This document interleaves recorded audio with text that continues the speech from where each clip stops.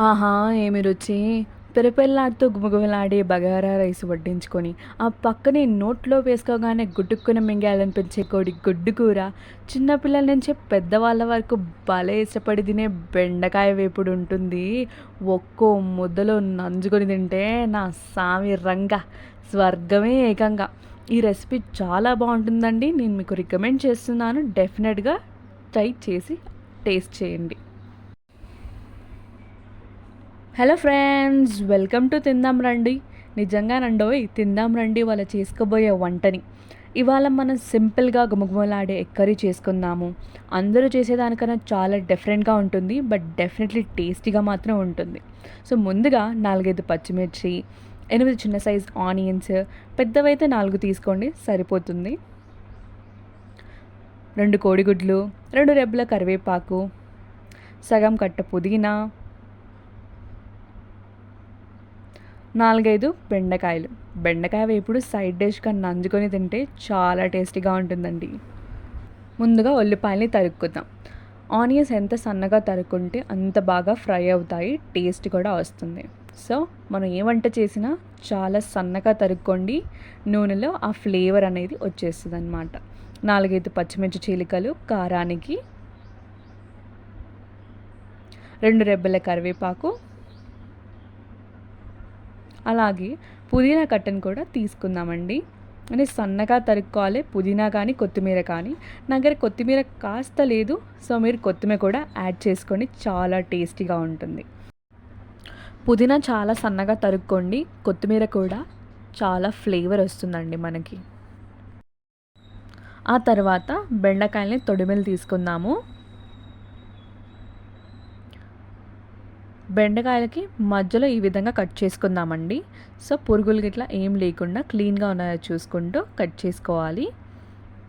So ఈ cut చేసుకున్న ఇక్కడనే మనము మసాలా అనేది ఊరుతామన్నమాట. సో ఇవి మనకి కావాల్సిన ఓవరాల్ ఇంగ్రీడియంట్స్ అండి. ముందుగా స్టవ్ ఆన్ చేసుకొని దాని మీద కడాయి పెట్టుకుందాము. ఇందులో 2.5 స్పూన్ల ఆయిల్ యాడ్ చేసుకుందాము. మనం చేసేది ఎగ్ ఫ్రై కాబట్టి 2.5 స్పూన్ల ఆయిల్ అవసరమే అండి.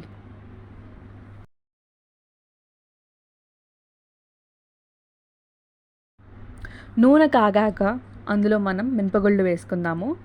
మినపగుళ్ళు ఫ్రై అయితే చాలా బాగుంటుంది. ఇందులోనే చుట్టపట్టలాడుతున్నప్పుడే మనము పోపు దినుసులు కూడా వేసుకుందాం. జీలకర్ర, ఆవాలు కూడా వేసుకుందాము. ఇందులో మనము కట్ చేసి పెట్టుకున్న పచ్చిమిర్చి చీలికలు యాడ్ చేసుకుందాము. పచ్చిమిర్చి మాత్రం దోరగా వేగాలి, మంచిగా ఫ్రై అవ్వాలన్నమాట ఎగ్ కర్రీకి. అండ్ నెక్స్ట్ మనం కట్ చేసి పెట్టుకున్న ఆనియన్స్ అన్నీ ఒకటేసారి వేసుకుందాము.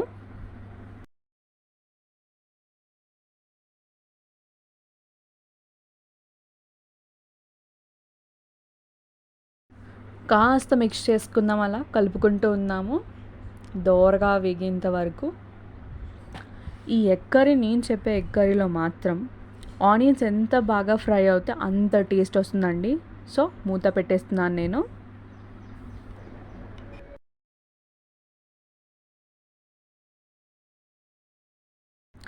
ఆనియన్స్ కాస్త వేగిన తర్వాత ఇందులో కరివేపాకు వేసుకుందాము.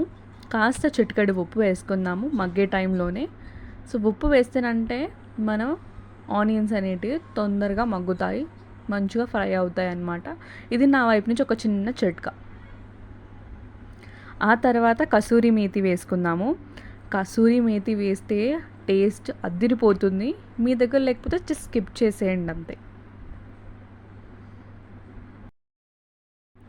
ఉల్లిపాయ మగ్గిపోయాయండి. సో ఇందులో మనము కొంచెం చిటికెడు పసుపు వేసుకుంటున్నాము.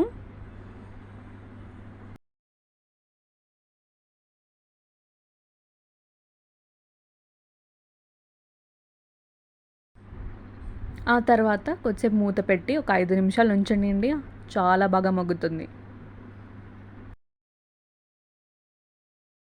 అలా ఆనియన్స్ కాస్త మగ్గిన తర్వాత మనం 2 స్పూన్ల అల్లం వెల్లుల్లి పేస్ట్ వేసుకుందాము. అల్లం వెల్లుల్లి పేస్ట్ వేసుకుంటే మన ఆనియన్స్కి ఉన్న పచ్చి వాసన కానీ అంత ఏమీ ఉండదు. ఇలా మగ్గే టైంలోనే మనము కొత్తిమీర పుదీనా ఇట్లా వేసుకుంటే ఆ ఫ్లేవర్ చాలా బాగా పడుతుంది మన ఆనియన్స్కి. సో కొందరు వంట అయిపోయిన తర్వాత లాస్ట్ స్టెప్లో కూడా వేసుకుంటారు, బట్ మధ్యలో వేసుకుంటే ఇంకా బాగుంటుంది. సో ఇది మనకు వచ్చే క్రూషియల్ స్టెప్. మన ఆనియన్స్ అన్ని ఒక సైడ్ తీసుకుందాము, ఇంకో సైడ్ మనం ఆయిల్ యాడ్ చేసుకుందాము. జస్ట్ కొంచెమే ఆయిల్, మరీ ఎక్కువ వద్దు. సో ఆ సైడ్ ఉన్న ఆయిల్ కొంచెం స్ప్రెడ్ చేసుకుందాము.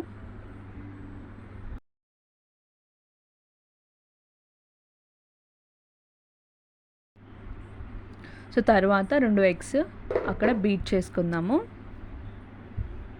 డైరెక్ట్గానే వేసుకుందామండి, అదే సైడ్కి వేసుకోవాలి.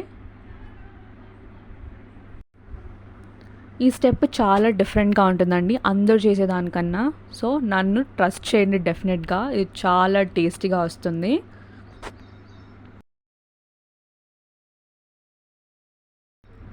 ఎగ్స్ మగ్గేంత వరకు మనం క్లోజ్ చేసి పెట్టుకుందాము.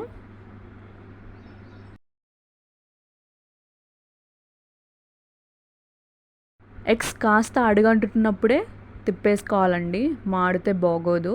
సో చాలా జాగ్రత్తగా ఉండాలండి.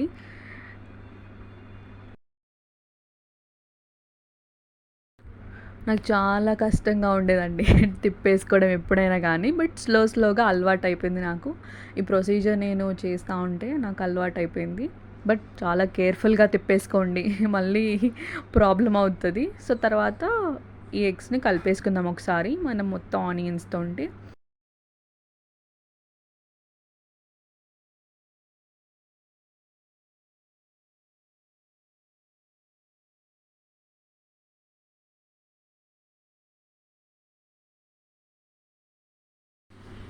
సో ఎగ్స్ కొంచెం ఫ్రై అయిన తర్వాత ఇందులో మనం కారం వేసుకుందాము. ఒక 2.5 స్పూన్లు వేసుకున్నాను నేను కారము. నేను చాలా స్పైసీగా తింటాను, సో స్పైసీ అయితే 2.5 వేసుకోండి, లేకపోతే 1.5 సరిపోతుంది. కొంచెం తగినంత ఉప్పు కాస్త తక్కువనే వేసుకోండి, ఎక్కువ అయితే మళ్ళీ ప్రాబ్లం అవుతుంది. తక్కువైనా పర్లేదులే, కానీ ఎక్కువ అయితే ప్రాబ్లం అవుతుందండి. సో ఇందులో నెక్స్ట్ మసాలా వేసుకుందాము. తర్వాత ధనియాల పొడి, మసాలా 2 స్పూన్లు వేసుకున్నాను నేను, ధనియాల పొడి కూడా 2 స్పూన్లు వేసుకోండి. ఇది ధనియాల పొడి వేసుకుంటున్నాను.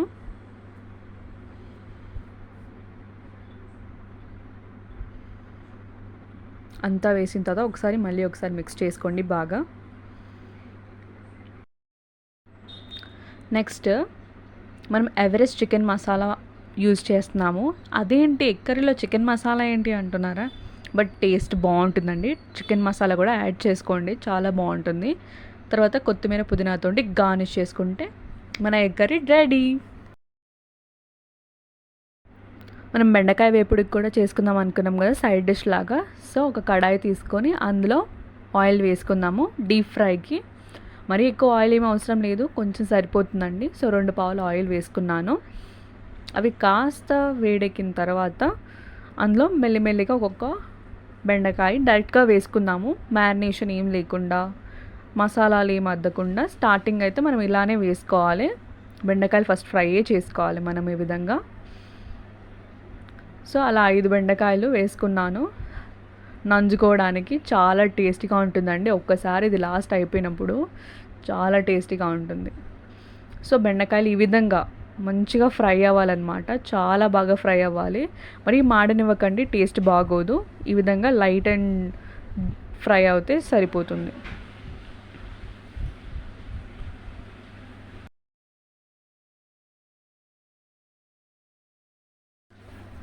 ఈ విధంగా ఫ్రై అయిన బెండకాయలకి మనము ఒక్కొక్కటిగా కారం వేసుకున్నాము.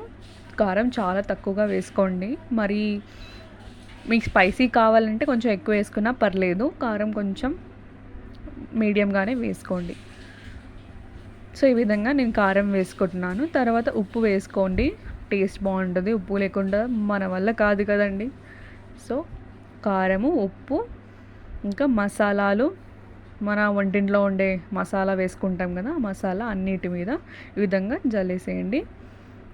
తర్వాత గరం మసాలా, ధనియాల పొడి, ఇది కూడా వేసి పట్టించండి. కాస్త లోపల కూడా ఊరండి, బెండకాయ లోపల చాలా టేస్టీగా ఉంటుంది. సో ఇదేనండి బెండకాయ వేపుడు.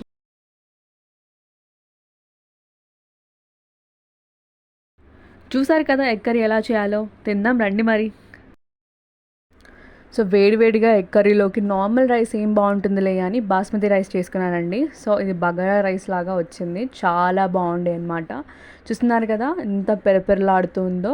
బగారా రైస్ చాలా బాగుండే, అన్ని మసాలాలు వేసి అన్ని డిఫరెంట్ ఐటమ్స్ అన్నీ వేసి బిర్యానీ సామాన్ కూడా వేశాను, చాలా బాగా వచ్చింది. ఆయిల్ లేకుండా సాఫ్ట్గా పెరపెరలాడుతూ వేడివేడిగా ఉండేనండి. ఇప్పుడైతే చాలా బాగుండే. సో బగారా రైస్ కూడా వేసుకొని ఈరోజు ఒక పట్టు పట్టేయాల్సిందే. మనం చేసి పెట్టుకున్న బెండకాయ వేపుడు చాలా బాగుండే. బెండకాయ వేపుడు కూడా క్రిస్పీగా ఉండే. బెండకాయ అయితే ఒక్కొక్కటి నంచుకొని తింటే చాలా బాగుండే. Our main hero egg curry చూస్తున్నారు కదా ఎంత స్పైసీగా ఉందో, చాలా బాగుంది. నిజంగా నాకు ఎగ్స్ అంటే చాలా ఇష్టం. సో మోస్ట్లీ సగం కర్రీ మొత్తం నేనే పెట్టుకున్నాను, చాలా టేస్టీగా వచ్చింది. కుమ్మేసా ఇక ఈ కాంబినేషన్తో కుమ్మి పడేసా. పక్కకు థమ్స్అప్ బాటిల్ కానీ మస్తుండే, థమ్స్అప్ స్ప్రైట్ అద్దిరిపోతుంది, ఒక నెక్స్ట్ లెవెల్ అది. సండేగా మటనో చికెనో లేనప్పుడు ఇలా ఎగ్స్తో మంచిగా చేసుకుంటే సూపర్గా వెళ్తుందండి మన సండే భోజనం. ఆఫ్టర్నూన్ భోజనము చాలా హ్యాపీగా మనకు నచ్చిన ఫుడ్ తినుకుంటూ, యమ్మీ ఫుడ్ తినుకుంటూ సూపర్గా ఉంటుందండి. వెనకటికి ఒకడు అన్నాడట, అరే నేను చేసిన వంట ఎలా ఉందిరా అని. ఇంకో ఫ్రెండ్ ఉండి అన్నాడట, అచ్చం మా హాస్టల్ గుర్తుకొచ్చిందిరా. అలా మాత్రం లేదండి, చాలా బాగా వచ్చింది. డెఫినెట్గా ట్రై చేయండి.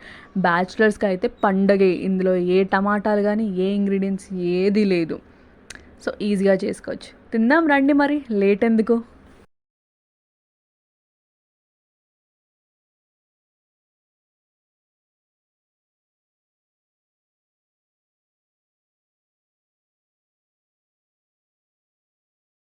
మీకు ఈ వంట ఎలా కుదిరిందో డెఫినెట్గా కమెంట్ బాక్స్లో కమెంట్ చేయండి, నేను చూసి రెస్పాండ్ అవుతాను. So if you like this video please do subscribe, like, share and don't forget to press the bell icon. నా అప్డేట్స్, నోటిఫికేషన్స్ అన్నీ మీకు వచ్చేస్తాయి. నెక్స్ట్ మీకు ఏ రెసిపీ కావాలో నాకు కమెంట్ చేయండి, నేను చేసి పెడతాను. So until then stay tuned to తిందాం రండి ఛానల్. అంటిల్ దెన్ టాటా, బాయ్.